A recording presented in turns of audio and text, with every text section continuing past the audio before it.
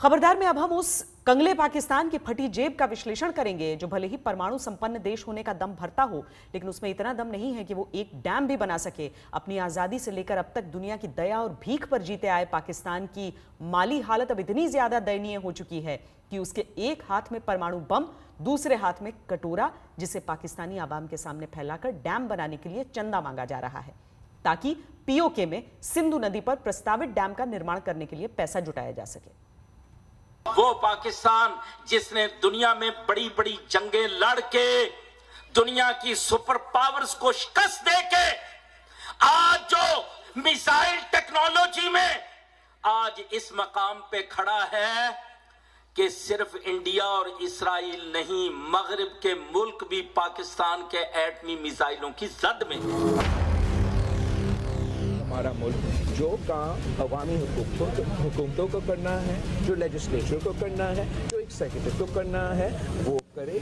दुनिया में कोई मुल्क नहीं है, एक मुल्क आप मुझे बता दें जहां से किसी भी जुडिशल ब्रांच ने एक डैम बनाया। रियासत पाकिस्तान के ऐसे हालात हो गए हैं कि अब डैम्स बनाने के लिए भी हमारे पास पैसे नहीं हैं।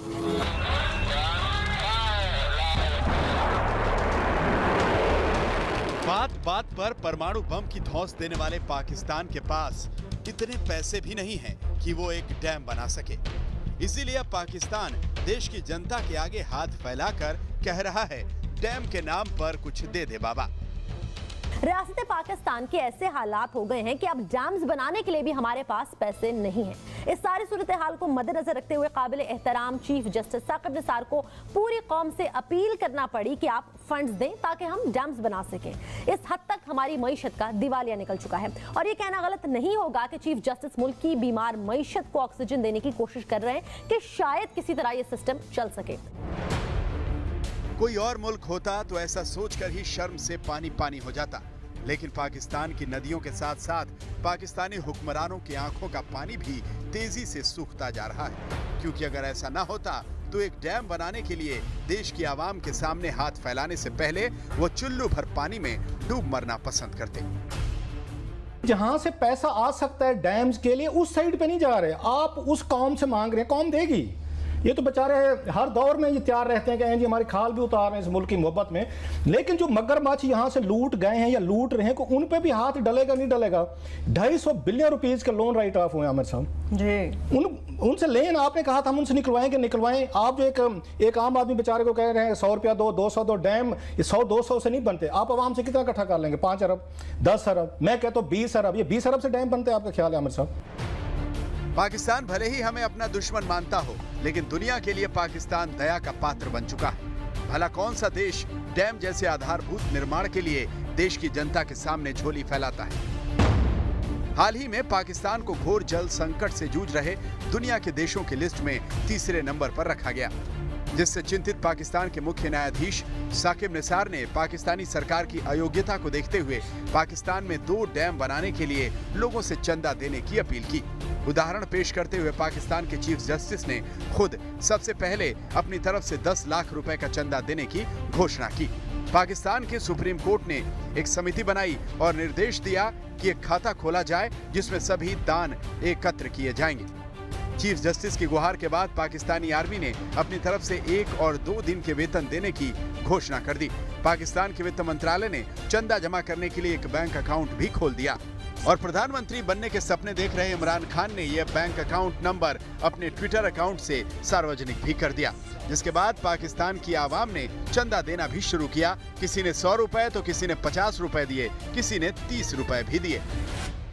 ये पाकिस्तानी बच्चे बाजोड़ एजेंसी के रहने वाले हैं, लाहौर में जूते पॉलिश करने का काम करते हैं। ये बच्चे आज पंजाब बैंक में सुप्रीम कोर्ट की तरफ से खोले गए द्यामर भाषा डैम अकाउंट में एहतियात जमा करवाने आए हैं और पूरी कौम के लिए पैगाम दे रहे हैं, पाकिस्तानियों आगे बढ़ो और डैम के लिए ज्यादा से ज्यादा एहतियात जमा करवाओ। जिस 2 डैम को बनाने के लिए इन दिनों पाकिस्तान में आम जनता से चंदा उगाही की जा रही है, उसमें पहला डैमार भाषा डैम गिलगित बाल्टिस्तान और दूसरा मोहम्मद डैम स्वात नदी पर बनाया जाना है। अब जरा थोड़ा गणित भी कर लेते हैं। पाकिस्तान सरकार के मुताबिक डैमार भाषा डैम की कंस्ट्रक्शन लागत 650 अरब रुपए है। अब अगर हम ये मान लें कि चीफ जस्टिस की गुहार के बाद रोजाना 20 लाख रुपए का चंदा इकट्ठा होगा तो 650 अरब रुपए इकट्ठा होने में 72,500 यानी 199 साल लग जाएंगे। और ऐसा तब होगा जब 199 साल तक लगातार हर दिन पाकिस्तानी आवाम अपनी गाढ़ी कमाई से 20 लाख रुपए रोज सरकार की दान पेटी में भेंट करे। ये फंड जो है, पाकिस्तान में एक एवरेज आदमी की कितनी इनकम है सालाना, अगर आप स्टैटिस्टिक्स निकालें तो ये तकरीबन 1.5 लाख रुपए एक जो आपकी पर कैपिटा इनकम है सालाना 1.5 लाख रुपए। ठीक है, अगर आपने ये डैम खड़े करने हैं ना तो आपको हर पाकिस्तान के इंडिविजुअल से 30,000 रुपए चाहिए। ये जो 2 डैम चीफ जस्टिस साहब ने बताए इनको बनाने के लिए हर पाकिस्तान के इंडिविजुअल से हर पाकिस्तान के इंडिविजुअल को 30,000 रुपए देने होंगे। अब मुझे बताएं, एवरेज में अगर देखा जाए तो ये 2.25 महीने की तनख्वाह बनती है। आप एक दिन 2 दिन की तनख्वाह डिपॉजिट करा के अगर कहते हैं कि जी अब डैम खड़ा हो जाएगा तो भाई ऐसा नहीं होगा। जो देश पहले से ही अमेरिका और चीन के फेंके गए टुकड़ों पर पल रहा हो, वो देश अगर एक डैम बनाने तक के लिए कौड़ी कौड़ी का मोहताज हो तो इसके लिए वो खुद जिम्मेदार है। अगर पाकिस्तान सूखी रोटी खाकर परमाणु बम बनाने से बाज आया होता, अगर पाकिस्तान आतंकवादी संगठनों के पालन पोषण में दिल खोलकर खर्च करने से बाज आया होता तो आज पाकिस्तान को अपनी जनता के सामने हाथ फैलाकर न कहना पड़ता डैम के नाम पर कुछ दे दे बाबा। 625 बिलियन रुपीस से डैम ने बन रहा है।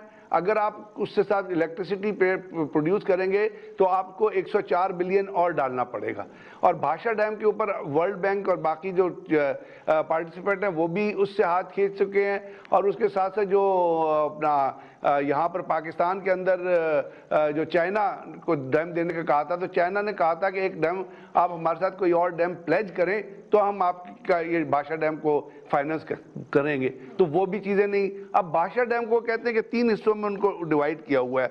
उस में आपने और आज अगर भाषा डैम शुरू हो, भाषा डैम, तो उसकी फिजिबिलिटी कहती है कि 10 से 12 साल में बनेगा। सबको पता है कि चंदा जमा करके डैम नहीं बना करते। इसके बावजूद डैम के लिए पाकिस्तानी जनता के सामने हाथ फैलाए पाकिस्तान को देखकर एक ही बात दिमाग में आती है, ये बिक गई है गवर्नमेंट। अब गवर्नमेंट में कुछ नहीं है। किसी देश की सरकार डैम बनाने के लिए जनता के सामने भीख का कटोरा लेकर खड़ी हो जाए, ये किसी भी देश के लिए चुल्लू भर पानी में डूब मरने वाली बात हो सकती है। लेकिन ऐसा पहली बार नहीं हुआ है जब इतने गंभीर मामले को पाकिस्तानी सरकार ने मजाक बना दिया हो। पाकिस्तान में साल 2005 में आए भूकंप के बाद तत्कालीन राष्ट्रपति परवेज मुशर्रफ ने ऐसे ही देश की जनता के सामने हाथ फैलाया था और प्रेसिडेंट रिलीफ फंड में दान देने की गुहार लगाई थी। इसी तरह 1990 के दशक में नवाज शरीफ ने भी पाकिस्तान पर चढ़े विदेशी कर्ज को उतारने के लिए कर्ज उतारो मुल्क संवारो नाम की चैरिटी मुहिम लॉन्च की थी। उससे भी पहले जुल्फिकार अली भुट्टो के समय में पाकिस्तान में विकास कार्य के लिए जनता से रोज 1 रुपया दान देने की अपील करने वाले विज्ञापन छपते थे। और अब एक बार फिर पाकिस्तान अपनी आवाम के आगे हाथ फैलाए खड़ा है और डैम बनाने के लिए दिल खोलकर दान देने की गुहार लगा रहा है। डैम बनाने के लिए जनता से चंदा देने की मुहिम की पाकिस्तान में भी यह कहकर निंदा हो रही है कि देश के विकास कार्य ऐसे जुगाड़ से नहीं किए जाते हैं, लेकिन ऐसा हो रहा है जो बेहद शर्मनाक है। लेकिन इस शर्मनाक हालत के लिए खुद पाकिस्तान की सरकारें जिम्मेदार हैं, जो अपने मुल्क की तरक्की से ज्यादा भारत से दुश्मनी निभाने में दिलचस्पी रखती हैं। इसी साल अप्रैल में पाकिस्तान सरकार ने अपने रक्षा बजट में 10% की बढ़ोतरी करके उसे 999 अरब रुपए से बढ़ाकर 1100 अरब रुपए कर दिया। वो भी तब जब पाकिस्तान की माली हालत इतनी खराब है कि उसका विदेशी मुद्रा भंडार मई 2017 में 16 अरब 40 करोड़ डॉलर से घटकर 9 अरब 40 करोड़ डॉलर रह गया। विदेशी मुद्रा भंडार की खस्ता हालत के चलते पाकिस्तान को चीन से 1.5 अरब डॉलर का कर्ज लेना पड़ा, जिसके बाद पाकिस्तान पर चीन का कुल कर्ज बढ़कर करीब 5 अरब डॉलर हो चुका है। दूसरी तरफ डॉलर के मुकाबले पाकिस्तानी रुपया धूल फांक रहा है। लगातार गिरावट के चलते $1 के मुकाबले पाकिस्तानी रुपया 130 के स्तर तक पहुंच गया है। यही कारण है कि अब तक दुनिया के आगे हाथ फैलाने वाले पाकिस्तान को अपनी आवाम के आगे हाथ फैलाना पड़ रहा है। पाकिस्तान में तो एक्सपर्ट्स कह रहे हैं कि इस साल के खत्म होने से पहले पहले पाकिस्तान दिवालिया घोषित हो जाएगा। एक दिन के अंदर पिछले साल में हर रोज का 7 अरब रुपए का इजाफी कर्जा पीएमएलएन हुकूमत ने हमारे ऊपर चढ़ाया है। अब कितना होता है 7 अरब?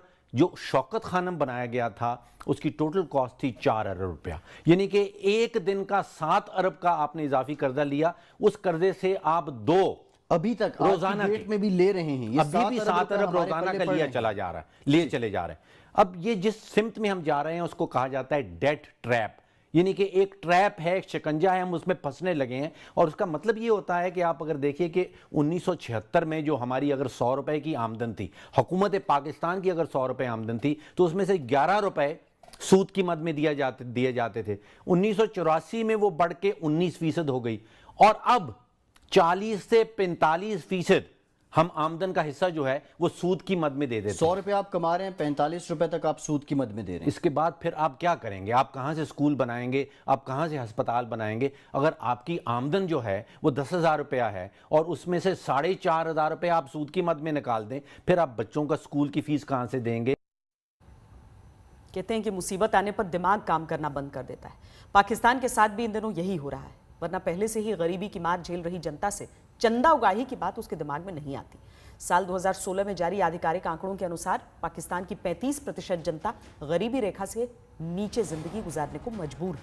पाकिस्तान में 6 करोड़ लोग गरीबी की गर्त में जी रहे हैं। हालत यह है कि पाकिस्तान की 60% आबादी को अक्सर खाली पेट सोना पड़ता है और 4 करोड़ पाकिस्तानी बच्चों में से 38 लाख बच्चों को मजदूरी करनी पड़ती है। पाकिस्तान सरकार की तरफ से जारी 2014-15 की इस रिपोर्ट में कहा गया है कि पाकिस्तान का 70% हिस्सा आतंकियों और जिहादियों के पनपने की जगह बन चुका है, जिसकी मुख्य वजह गरीबी है।